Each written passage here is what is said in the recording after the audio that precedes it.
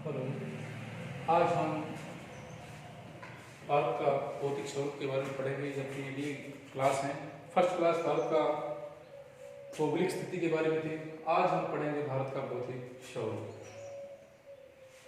अतः जो हम क्लासें पढ़ रहे हैं इसको यूट्यूब के माध्यम से ज़्यादा बच्चों के पास में पहुँचाइए और उनको सब्सक्राइब कीजिए और लाइक कीजिए। तो भारत का भौतिक स्वरूप कैसा है कि किसी भी देश या प्रदेश या क्षेत्र के निर्माण में कई करोड़ वर्ष लग जाते हैं।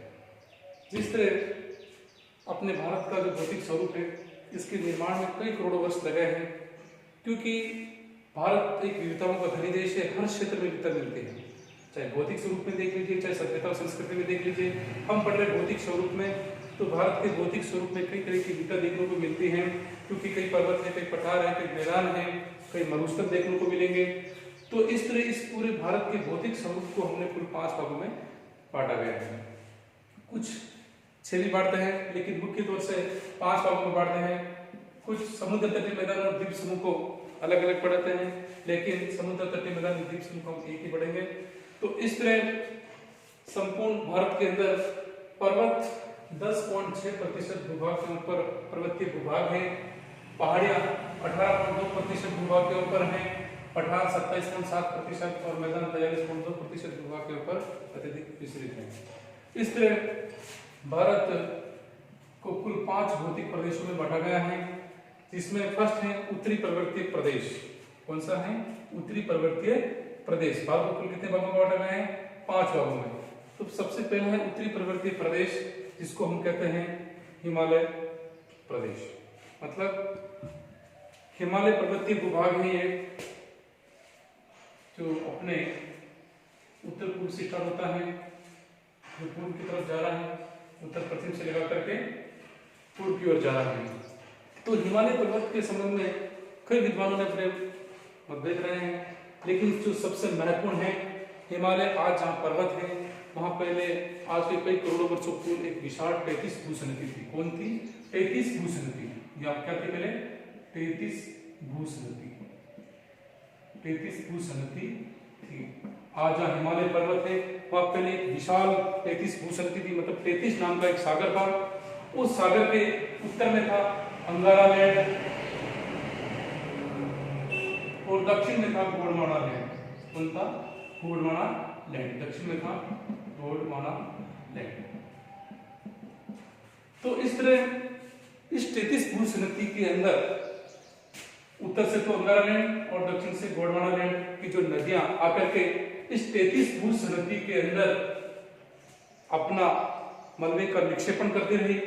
इस निक्षेपण की वजह से धीरे धीरे इसमें खिंचाव आया, क्योंकि किसी पदार्थ के अंदर जब वजन पड़ता है तो वो नीचे दबता है, फिर उसमें ऐसी भूगर्भिक हलचलें हुई, उस हलचलों के कारण ये भाग ऊपर उठ गए हैं। तो इस तरह आज जहाँ हिमालय पर्वत है वहां पहले विशाल 33 भूसनदी थी, उसके उत्तर में अंगारा लैंड था और दक्षिण में गोंडवाना लैंड था। इसी कारण आज 33 जो भूसनदी छिप चुकी है और उसके ऊपर एक आज विशाल पर्वतमाला है जिसका नाम हिमालय पर्वत है।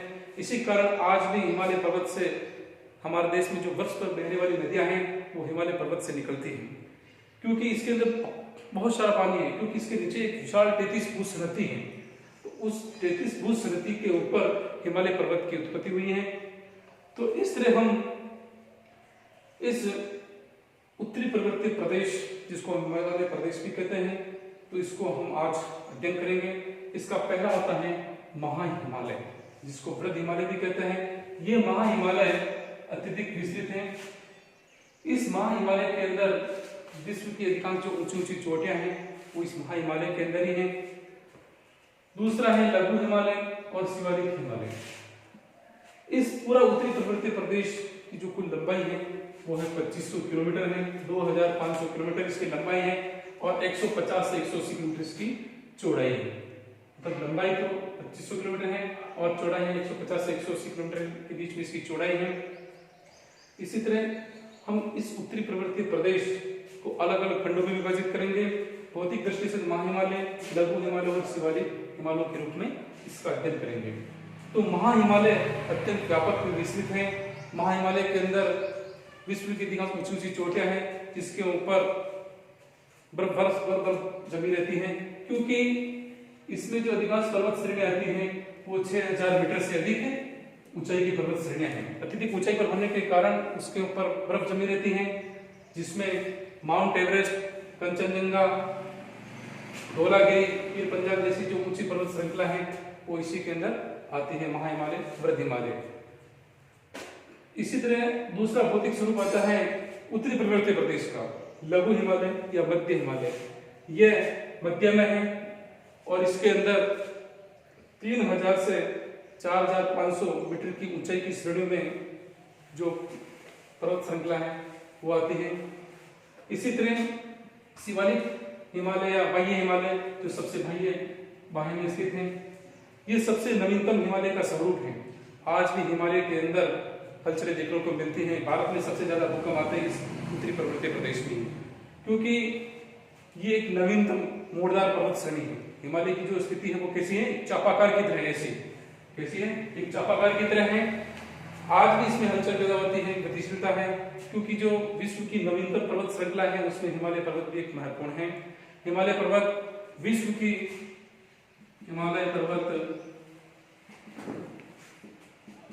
विश्व का सबसे ऊंचा पर्वत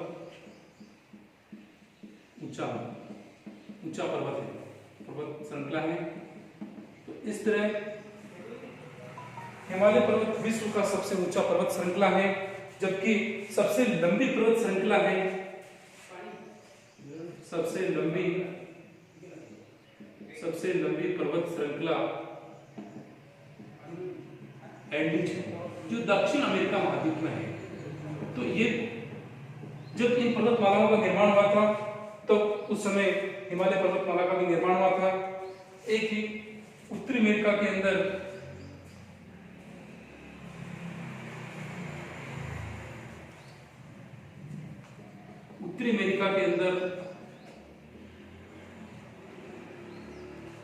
रॉकी पर्वतमाला, जब हिमालय पर्वत की उत्पत्ति हुई थी उस समय रॉकी पर्वतमाला और एंडीज पर्वतमाला का भी निर्माण हुआ था। तो ये एंडीज जो पर्वतमाला है ये दक्षिण अमेरिका के अंदर स्थित है, जो विश्व की सबसे लंबी पर्वत श्रृंखला है, जबकि हिमालय विश्व का सबसे ऊंची पर्वत श्रृंखला है।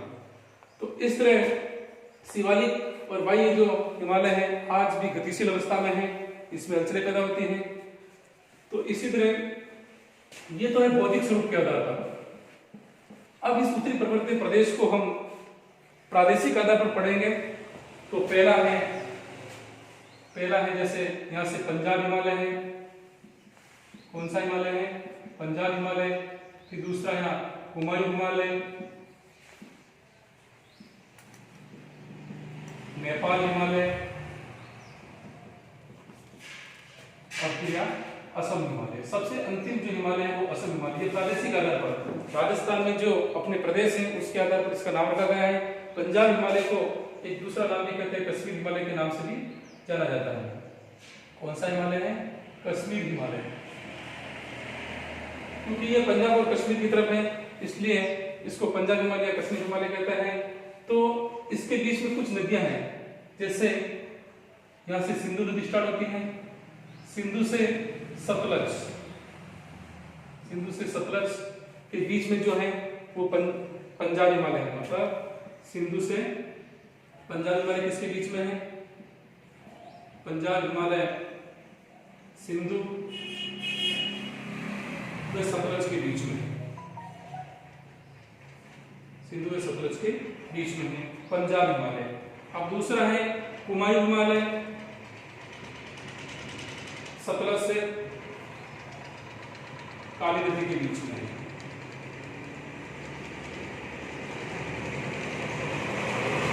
और तीसरा है नेपाल हिमालय।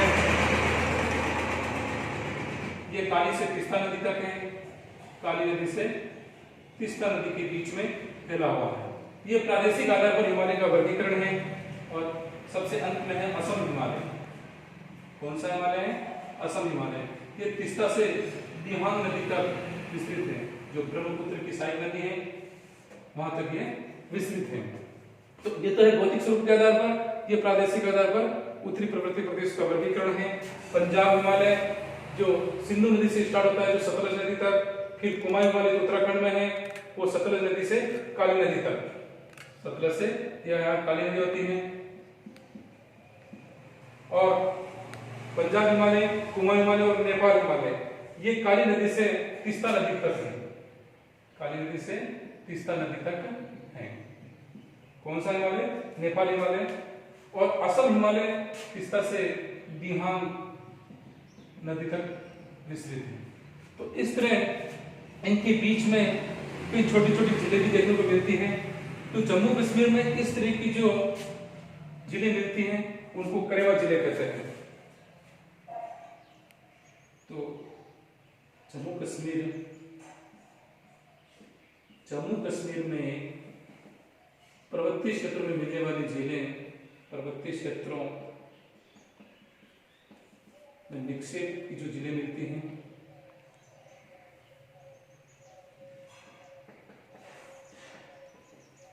क्या कहते हैं उनको? करेवा झील, करेवा के नाम से उनको जाना जाता है। और कुछ छोटे छोटे घास के मैदान भी पाए जाते हैं जो नीचे पहाड़ी वाले क्षेत्र में। तो घास के मैदान को क्या कहते हैं? दून या द्वार के नाम से, घास के मैदान को कहते हैं दून और द्वार। पश्चिम में होते हैं दून होते हैं और पूर्व में उसको द्वार के नाम से जाना जाता है।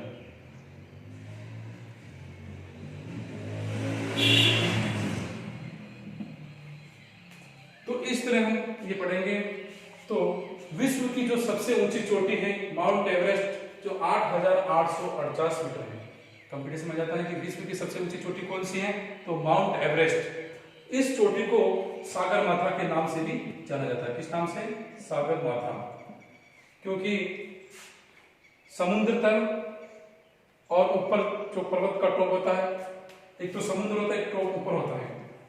तो इस पूरे विश्व की जो भूमि का जो सबसे ऊपरी टॉप बिंदु है वो माउंट एवरेस्ट है, जिसको सागर माथा के नाम से भी जाना जाता है। ये समुद्र तल से 8,850 मीटर की दूरी पर, मतलब इसकी विश्व की जो सबसे ऊंची चोटी है माउंट एवरेस्ट, इसकी कुल ऊंचाई कितनी है? 8,868 मीटर। इसको किस नाम से जाना जाता है? सागर माथा के नाम से जाना जाता है।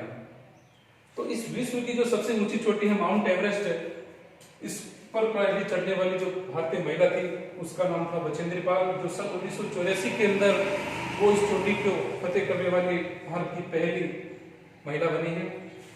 इसी तरह इससे जो हमने पढ़ा था पंजाब हिमालय, जम्मू कश्मीर हिमालय, तो इस तरह इसके अंदर ही एक महत्वपूर्ण पर्वत श्रृंखला है कराकोरम श्रेणी। यहाँ स्थित है कराकोरम श्रेणी, कराकोरम श्रेणी जो एक पर्वत श्रृंखला है, हिमालय का एक भाग है। इस कराकोरम श्रेणी को एशिया की रीढ़ कहा जाता है। क्या कहा जाता है? एशिया की रीढ़ कहा जाता है।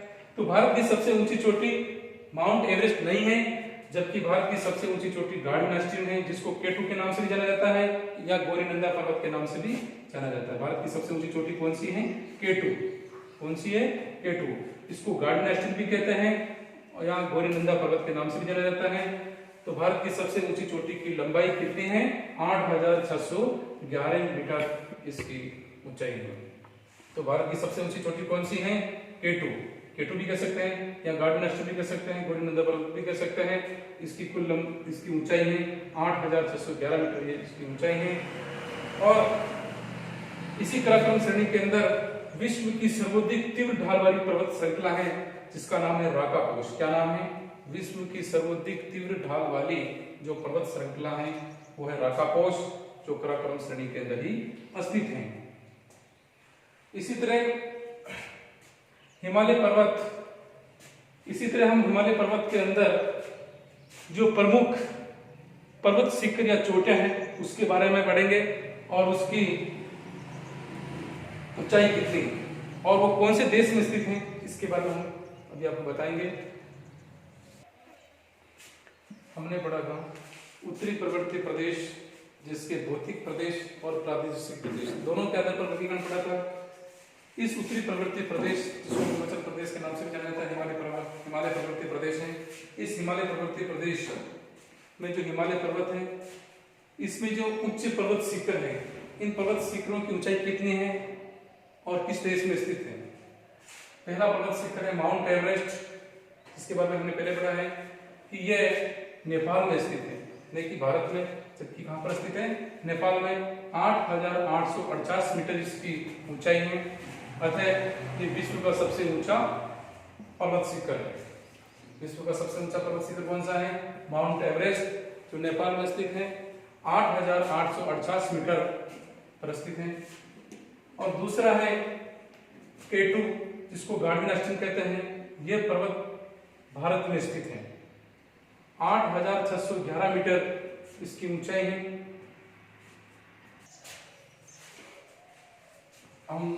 अब है तीसरी, जो हिमालय पर्वतीय क्षेत्र की जो सबसे ऊंची चोटी है, कंचनजंगा। यह भारत में स्थित है। ये भारत की दूसरी सबसे बड़ी चोटी है और विश्व की तीसरी सबसे बड़ी चोटी है। मतलब भारत की दूसरी नंबर की सबसे बड़ी चोटी है और विश्व की तीसरी सबसे बड़ी चोटी है कंचनजंगा। ये किस देश में स्थित है? भारत में। और 8,598 मीटर इसकी ऊंचाई है।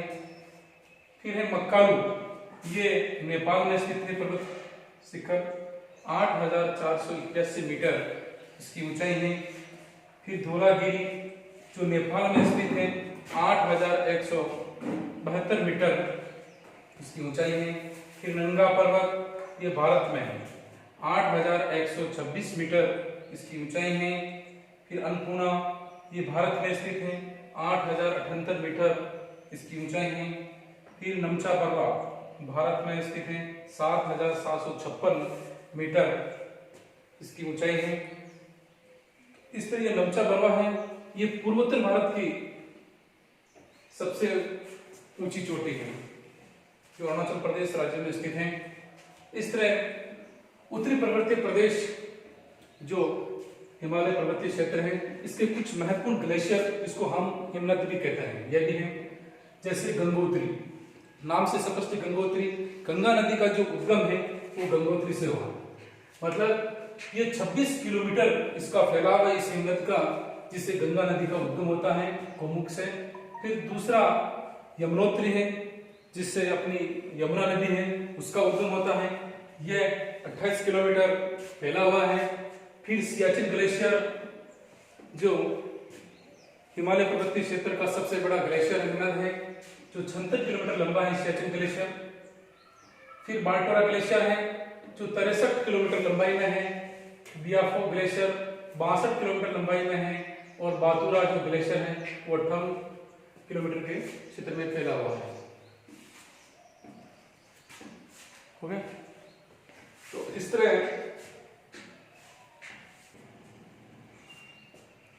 भारत के भौतिक स्वरूप का दूसरा महत्वपूर्ण बिंदु है उत्तर का विशाल मैदान। फर्स्ट पढ़ा था हमने उत्तरी पर्वतीय प्रदेश, दूसरा पढ़ेंगे उत्तर का विशाल मैदान। क्योंकि भारत के भौतिक स्वरूप में कितने की विविधता थी, तो दूसरी विविधता अपनी उत्तर का विशाल मैदान, जिसको मध्यवर्ती विशाल मैदान भी कहते हैं।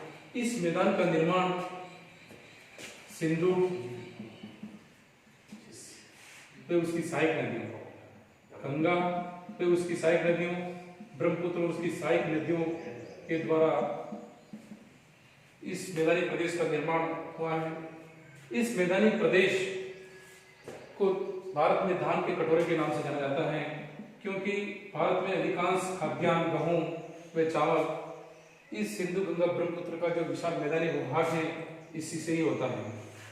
क्योंकि ये नदियां हमेशा बस पर बहने वाली नदियां हैं, बहने के कारण इस भूभाग को उत्तर का विशाल मैदान कहते हैं। उत्तर का विशाल मैदान के नाम से जाना जाता है। तो इस उत्तर के विशाल मैदान का जो कुल क्षेत्रफल है 7.5 लाख वर्ग किलोमीटर है। मतलब यह उत्तर का जो विशाल मैदानी भूभाग है ये 7.5 लाख वर्ग किलोमीटर पर फैला हुआ है। और इस मैदानी भूभाग की जो कुल लंबाई है 3200 किलोमीटर इसकी कुल लंबाई है। और चौड़ाई 150 से 380 किलोमीटर के बीच में इसकी चौड़ाई है। कहीं चौड़ाई इसकी ज्यादा है तो कहीं कम है, इसी कारण 150 से 380 किलोमीटर के बीच में इसकी चौड़ाई है। इस तरह इस उत्तर के विशाल मैदान को हम तीन भागों में बांटते हैं।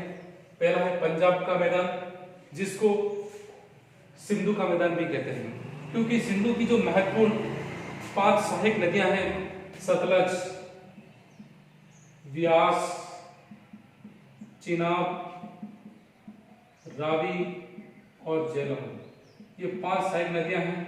इन नदियों के द्वारा प्लस सिंधु नदी के द्वारा जो मैदान का निर्माण होता है वो सिंधु नदी का मैदान होता है।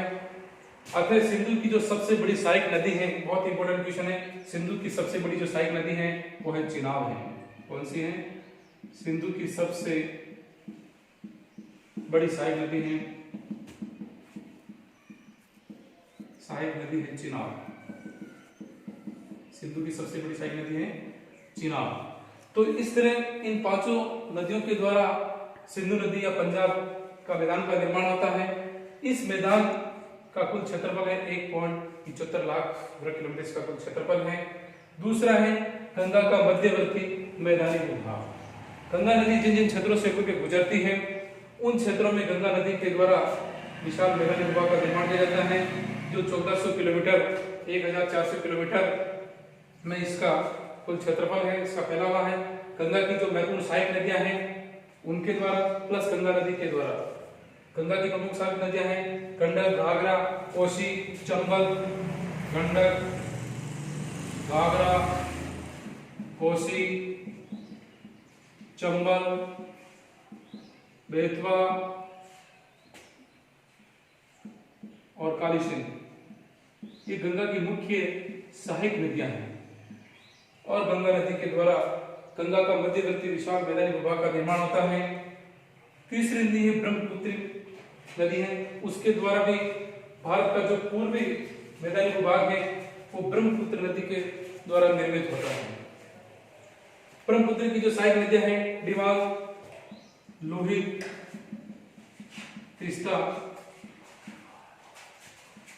ये इसकी महत्वपूर्ण सहायक नदियां हैं ब्रह्मपुत्र की। इसके द्वारा पूर्वोत्तर जो विशाल मैदान है उसका निर्माण होता है, जिसको ब्रह्मपुत्र का मैदान भी कहते हैं। इन मैदानी भागों के अंदर नदियां कुछ ऐसे भौतिक आकृतियों का निर्माण करती हैं, जिसमें पहली है खादर, दूसरी है बागर, भाबर और तराई। ये अत्यधिक इंपॉर्टेंट है क्योंकि इससे परीक्षा में क्वेश्चन आता रहता है। जब नदी पर्वतीय क्षेत्रों में बहती है तब मैदानों या भागों में आती है, क्योंकि ऊपर से आती है तो ऊपर वो क्या है, कंकर पत्थर टुकड़े साथ में रहते हैं। जैसे वे मैदानी भागों में प्रवेश करती हैं पर्वतीय क्षेत्रों से, जब नीचे गिरती हैं तो क्या बनाती है, जलप्रपात बनाती है, घाट बनाती है। उस जलप्रपात से विद्युत का भी उत्पादन होता है।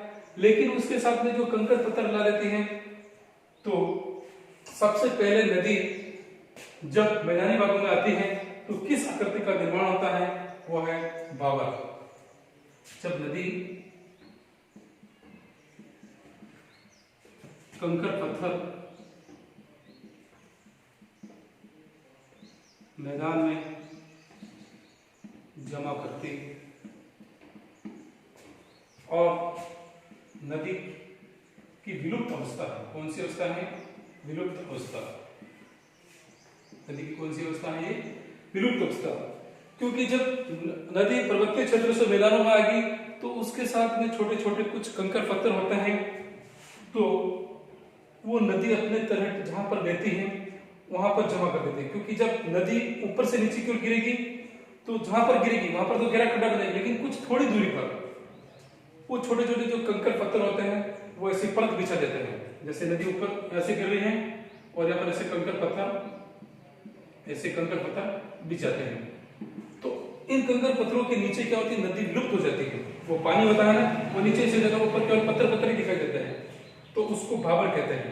जब नदी कंकर पत्थर मैदान में जमा करती है, जो नदी की विलुप्त अवस्था होती है, मतलब नदी इस अवस्था में दिखाई नहीं देती है, पानी उस कंकर पत्थरों के नीचे चला जाता है, इसलिए इस अवस्था में नदी बिल्कुल विलुप्त हो जाती है, पानी नीचे रहता है। दूसरी अवस्था है जब नदी आगे बढ़ती है भाबर से, तो फिर तराई की अवस्था आती है। कौन सी अवस्था आती है, इस अवस्था में नदी पुनः इस अवस्था में नदी का जल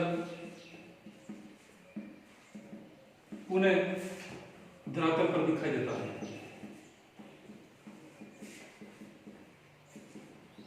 दिखाई देता है, क्योंकि भाबर में तो नदी विलुप्त हो गई थी कंकर पत्थरों में, लेकिन जब कंकर पत्थर समाप्त हो जाते हैं, जब नदी आगे बढ़ती है तो उसमें पानी स्पष्ट दिखाई देता है, तो वो तराई प्रदेश होता है, दलदली जो भूमि बन जाती है, क्योंकि कंकर पत्थर तो होते नहीं है, वहां पर एक गीली गीली जमीन बन जाती है, भूमि बन जाती है।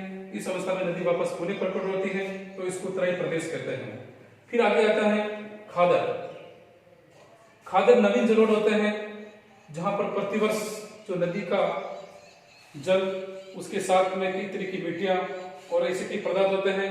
जब नदी में उफान आता है तब वहां पर तटवर्ती भागों में कुछ निक्षेपण कर देते हैं। नदी का क्या होता है? नवीन जलोढ़ का निक्षेप होता है।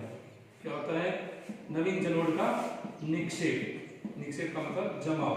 जब नदी अपने साथ में कई मिट्टी के कण, कंकर, पत्थर, बारीक मिट्टियां लाकर के जमा कर देती हैं, तो नवीन जलोढ़ का निर्माण होता है। खादर हमेशा नवीन जलोढ़ होते हैं, जहां पर प्रतिवर्ष नदी के द्वारा नवीनतम मिट्टी का निर्माण होता है। और बागल होती पुरानी जलोढ़। पुरानी जलोढ़ मिट्टी होती है, मतलब कई वर्षों पूर्व जब नदी में भयंकर बाढ़ आई तो उस नदी का जल कई दूर दूर तक फैल गया था। तो उस अवस्था में दूर दूर तक जो मिट्टी जम गई है जलोढ़ के रूप में, वहां पर नदी का जल कुछ वर्षों में ही पहुंच पाता है, तो वो बागर होती है। बागर का मतलब पुरानी जलोढ़ होती है। इस तरह परीक्षा में क्वेश्चन आता है खादर, बागर, बाबर और तराई।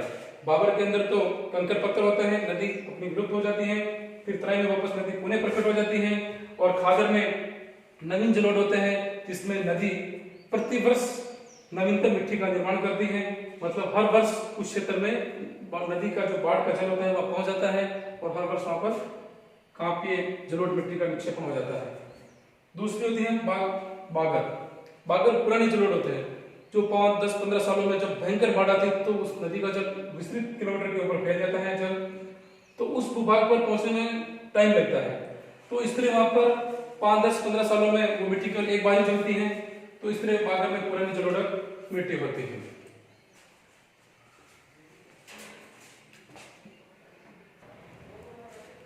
ये क्वेश्चन एग्जाम की दृष्टि से बहुत ही इंपॉर्टेंट है, और इन क्वेश्चनों के जो आपको कमेंट्स हैं आपको देने हैं, और इनका एनालिसिस मैं कल अगले वीडियो में करूंगा, आपको बताऊंगा। अच्छा, आज आपको इस क्वेश्चनों के बारे में गौर करके इनके उत्तर देना है आज को।